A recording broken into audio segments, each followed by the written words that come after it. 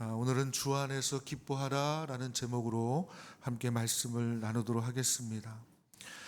사순절은 십자가를 바라보며 내 마음의 모습들을 점검하는, 내 믿음의 자리를 다시 점검하는 그런 기간입니다. 근데 우리 마음을 가만히 들여다보면 기쁨보다 염려가 많고 또 평안보다 불안이 많은 것을 발견할 때가 있습니다. 겉으로는 예배를 드리고 있지만 속으로는 걱정이 가득할 때도 많죠. 그런데 오늘 성경은 그런 우리에게 분명하게 말씀합니다. 기도하라. 염려하지 말라. 기뻐하라. 하나님의 평강이 너희 마음과 생각을 지키실 것이다. 이렇게 말씀합니다.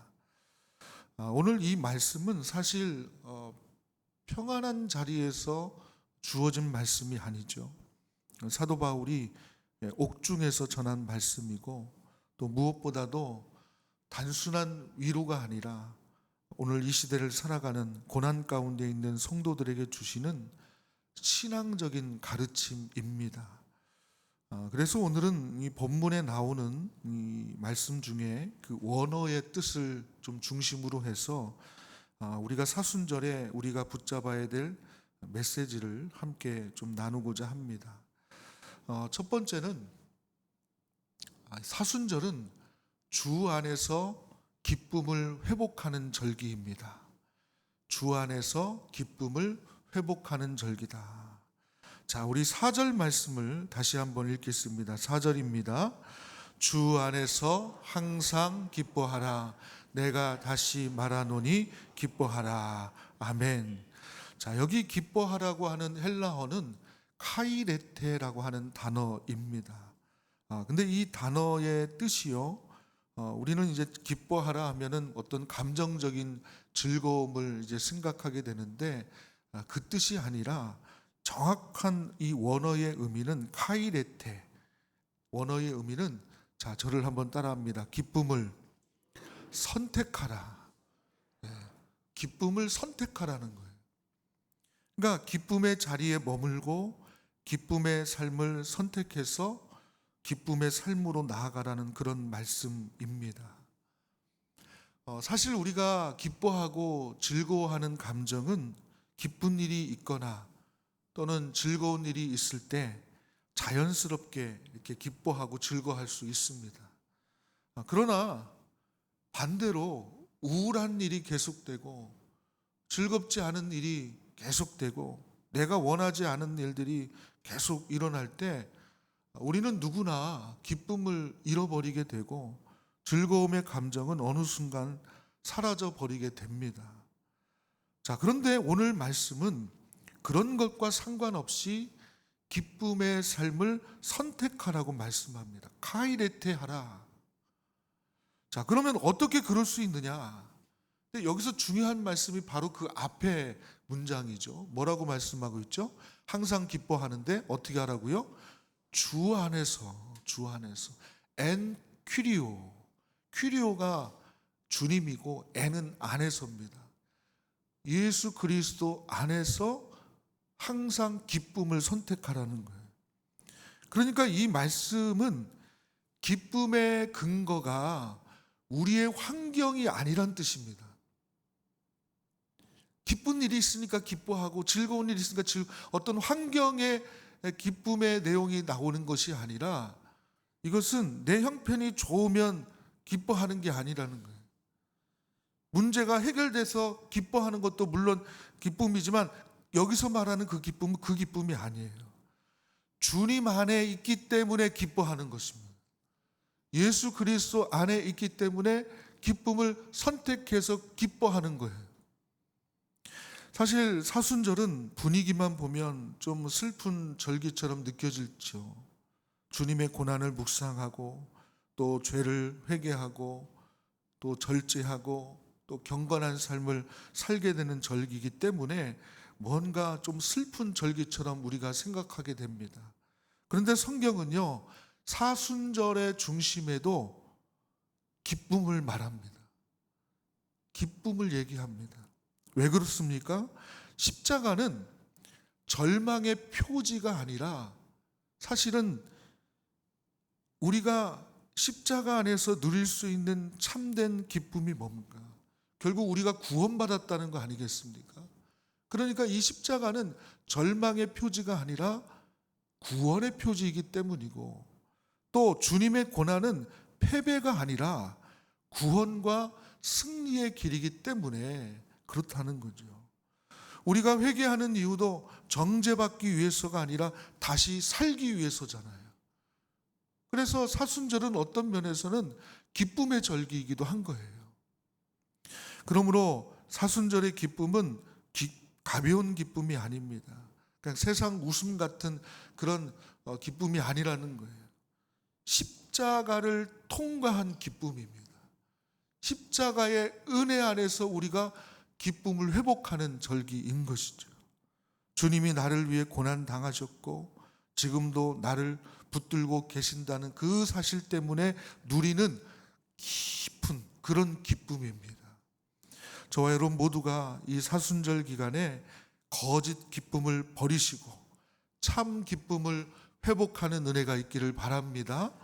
세상 안에서 웃는 법을 배우는 시간이 아니라 주 안에서, 주님 안에서, 그 주님의 은혜 안에서 기뻐하는, 나를 이렇게 사랑하시는 그 십자가의 사랑을 생각하면서 기뻐하는 그런 것들을 회복하는 우리 모두가 되시기를 축복합니다. 자, 그 다음에 두 번째는요, 사순절은, 자, 저를 한번 따라합니다. 염려를 기도로 바꾸는 절기다. 네, 자, 우리 6절 말씀을 함께 읽겠습니다. 6절입니다. 아무것도 염려하지 말고 다만 모든 일에 기도와 간구로 너희 구할 것을 감사함으로 하나님께 아뢰라. 아멘. 자, 여기 염려하다는 말 헬라어로 메림나오라고 합니다. 근데 이 뜻이 마음이 나뉘다, 마음이 분산되다. 그러니까 염려는 다른 게 아닙니다. 마음이 분산되는 걸 말하는 거예요. 여러분, 염려가 무엇입니까? 마음이 하나로 모이지 못하는 상태입니다. 그러니까 성경적인 의미로 말씀을 드리면 우리가 하나님을 바라봐야 되는데 자꾸만 어떤 우리 삶의 환경을 보고 또 어떤 사람을 보고 또 두려움도 보고 이것도 보고 저것도 보고 하다 보니까 마음이 어떻게 해요? 하나님께로 모으지를 못하고, 이 마음을 하나님께로 모으지 못하고 자꾸만 다른 것으로 분산될 때 염려가 오는 거예요. 그래서 염려는요, 영적으로 보면 마음의 분열입니다. 마음의 분열. 저는 이 사순절에 바로 이 나뉜 마음을 다시 하나님께로 이렇게 모으는 그런 시간이 되었으면 좋겠습니다. 우리가 살다 보면 염려가 왜 없습니까? 걱정거리가 왜 없어요? 막 마음이 막 분산되잖아요. 그런 것들로 우리가 막 이 마음이 분열되잖아요. 그런데 이 기간에 그런 염려를 다 하나로 모으는 마음을, 그리고 누구에게로? 하나님께로 우리의 마음을 모으는 그런 시간이 되어야 합니다. 흩어진 마음을 거두고 분산된 시선을 십자가 앞으로 이렇게 모으는 그런 시간이 되기를 바랍니다. 자, 그러면 어떻게 그런 분산된 시선을 하나님께로 모을 수 있느냐? 그 다음 구절을 보니까 이렇게 말씀합니다. 다만 모든 일에, 6절입니다. 6절. 다만 모든 일에 기도와 간구로 하나님께 아뢰라. 그러니까 성경은 이렇게 말씀하는 거예요. 그런 염려 때문에 고생하지 말고, 염려를 눌러서 이렇게 막 참기만 하지 말고, 오히려 그 염려를 가지고 적극적으로 하나님 앞에 나아가라는 거예요. 우리가 염려한다고 그 염려의 문제가 해결되는 게 아니지 않느냐. 그러니까 그런 걱정거리, 근심거리를 가지고 오히려 적극적으로 하나님 앞에 아뢰라. 하나님 앞에 기도와 간구로 아뢰라고 말씀하고 있습니다. 그래서 그리스도인은요, 염려를 없애는 사람이 아니라 염려를 기도로 바꾸는 사람입니다. 그러니까 우리의 문제는요, 염려가 찾아오는 것 자체가 문제가 아니에요. 문제는 염려하는데 그때 우리가 하나님께 나아가지 않는 것이 문제인 겁니다. 사순절은 금식만 하는 절기가 아니에요. 어떤 음식을 안 먹는 것도 또 중요하지만 그것보다 더 중요한 것은 내 안에 있는, 내 속에 쌓인 염려를 하나님께 토해내는 거예요. 토로하고 토해내는 거예요. 그래서 사순절은 절제의 절기이기도 하지만 더 깊이 말하면 기도의 절기입니다.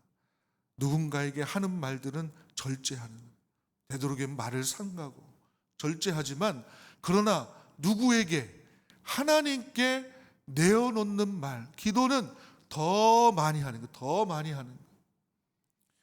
특히 오늘 성경은요, 감사함으로 아뢰라고 말씀합니다. 그러니까 이 감사는 감사한 일이 있어서, 감사한 일이 생겨서 그것 때문에 감사하는 게 아니라 하나님이 나의 그 기도를 들으시고 일하실 것을 믿는 믿음의 감사인 거예요. 믿음의 감사.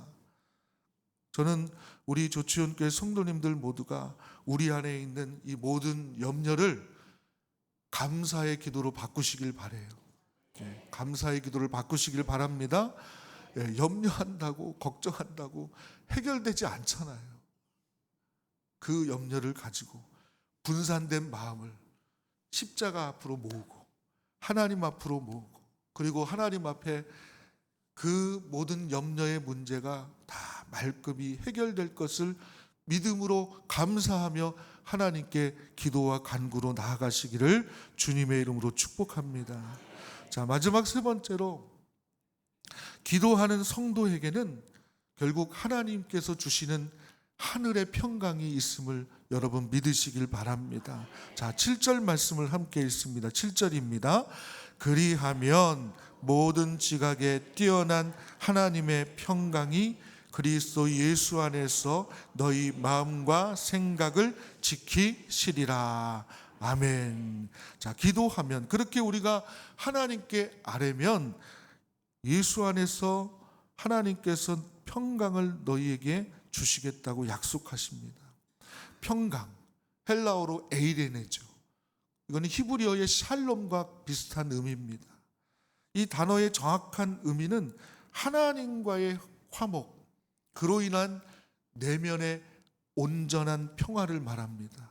그러니까 하나님의 평강은 단순히 마음이 그냥 이렇게 조금 편안해지는 그런 정도가 아니라 하나님이 나의 전 존재를 이렇게 다 감싸 안으시는, 그러니까 하나님의 그 평화가 나를 쫙 감싸 안는 거예요. 그러니까 우리의 내면이 온전하게 바로 세워지는 은혜가 바로 하나님의 평강입니다. 게다가 이 평강을 모든 지각에 뛰어난 평강이라 말씀합니다. 쉽게 말하면 사람의 계산과 이성을 뛰어넘는 그런 평강이란 뜻입니다. 설명할 수 없는 평강이에요. 그러니까 믿지 않는 사람들은 이해할 수 없는 거예요. 그리스도인들 가운데 숱한 고난과 또 여러 가지 아픈 상처들 안고 살아가는 사람들이 있는데 그 얼굴의 모습을 보면 막 기쁨이 있어요. 내가 생각해 볼 때는, 믿지 않는 사람들이 생각해 볼 때는 어떻게 저런 기쁨이 나올 수 있고 저런 평온함이 있을까 생각하는데 이건 설명할 수 없는 거예요. 모든 지각에 뛰어난 평강인 거예요.